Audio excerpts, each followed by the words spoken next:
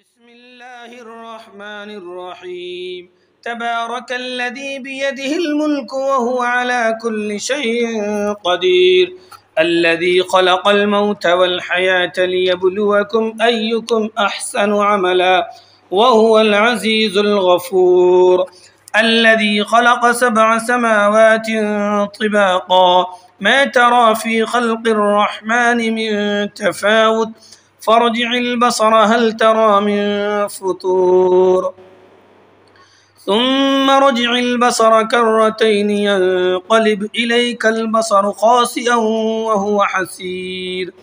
ولقد زينا السماء الدنيا بمصابيح وجعلناها رجوما للشياطين وأعتدنا لهم عذاب السعير. وللذين كفروا بربهم عذاب جهنم وبئس المصير. إذا ألقوا فيها سمعوا لها شهيقا وهي تفور تكاد تميز من الغيظ كلما ألقي فيها فوج سألهم خزنتها ألم يأتكم نذير قالوا بلى قد جاءنا نذير فكذبنا وقلنا ما نزل الله من شيء إن أنتم إلا في ضلال كبير. وقالوا لو كنا نسمع أو نعقل ما كنا في أصحاب السعير فاعترفوا بذنبهم فسحقا لأصحاب السعير.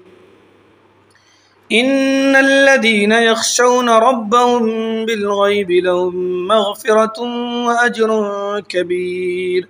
وأسروا قولكم أو اجهروا به إنه عليم بذات الصدور ألا يعلم من خلق وهو اللطيف الخبير.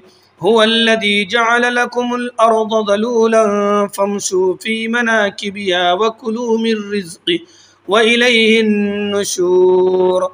أأمنتم من في السماء أن يخسف بكم الأرض فإذا هي تمور أم أمنتم من في السماء أن يرسل عليكم حاصبا فستعلمون كيف نذير.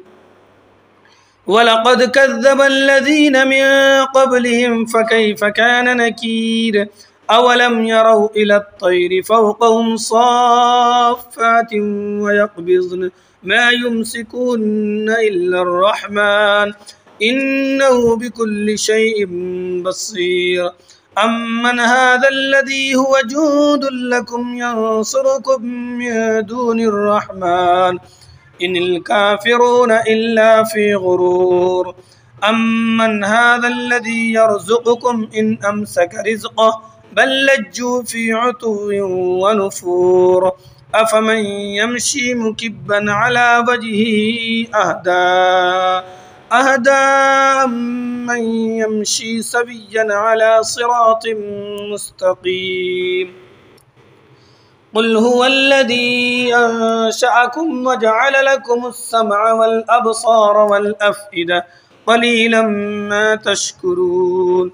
قل هو الذي ذرأكم في الأرض وإليه تحشرون. ويقولون متى هذا الوعد إن كنتم صادقين. قل إنما العلم عند الله وإنما أنا نذير مبين. فلما رأوه زلفة سيئت وجوه الذين كفروا وقيل هذا الذي كنتم به تدعون. قل أرأيتم إن أهلكني الله ومن معي أو رحمنا فمن يجير الكافرين من عذاب أليم.